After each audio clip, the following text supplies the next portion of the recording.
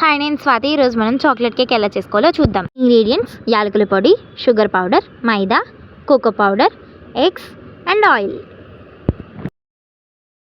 ముందుగా ఒక మిక్సీ జార్ని తీసుకుని దాంట్లో 4 గుడ్లు,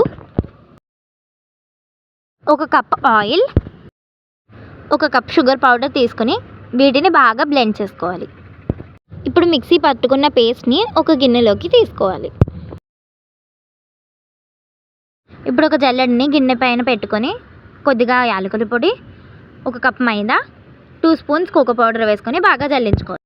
వీటి మెజర్మెంట్స్ అయితే 100 grams maida, 100 grams sugar powder, 50 ml oil, 4 eggs, 2 teaspoons cocoa powder. వీటిని బాగా జల్లించుకున్న తర్వాత ఇప్పుడు కొద్దిగా బేకింగ్ సోడా వేసుకొని వీటిని ఆ మిశ్రమంలో బాగా కలుపుకోవాలి.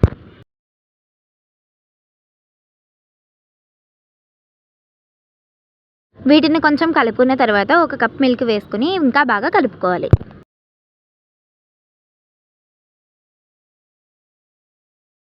ఈ మిక్స్చర్ని ఇలా స్మూత్గా కలుపుకోవాలి. వీడియోలో చూపించినట్టుగా బ్యాటర్ చాలా స్మూత్గా ఉండాలి. ఇప్పుడు ఒక కేక్ ట్రే తీసుకొని కొంచెం ఆయిల్ అప్లై చేసుకోవాలి. ఆయిల్ బాగా అప్లై చేసుకున్న తర్వాత ఈ ట్రేలో మన కేక్ బ్యాటర్ని వేసుకోవాలి. బ్యాటర్ మొత్తం వేసుకున్న తర్వాత ట్రేని ఒక 2 టైమ్స్ ట్యాప్ చేసుకోవాలి. ఇప్పుడు మనం మెయిన్ ప్రాసెస్లోకి వద్దాం. ముందుగా స్టవ్ ఆన్ చేసుకొని ఒక ప్యాన్ పెట్టి కొద్దిగా కల్లుప్పు వేసి అది కొంచెం హీట్ అవ్వనివ్వాలి. పాన్ కొంచెం హీట్ అయిన తర్వాత మన కేక్ ట్రేని ఇందులో పెట్టుకొని ఒక 20 to 30 మినిట్స్ మూత పెట్టుకొని బేక్ అవ్వనివ్వాలి.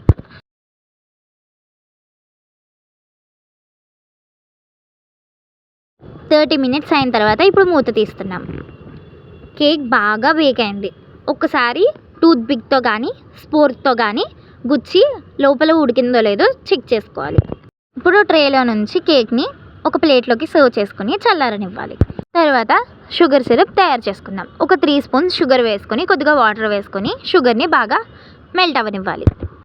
ఇప్పుడు కేక్ పైన ఉన్న ఎక్స్ట్రా పార్ట్ని పక్కకు తీసేసుకోవాలి. పై పార్ట్ మొత్తం క్లియర్గా రిమూవ్ చేసుకున్న తర్వాత కేక్ని 3 లేయర్స్గా కట్ చేసుకోవాలి.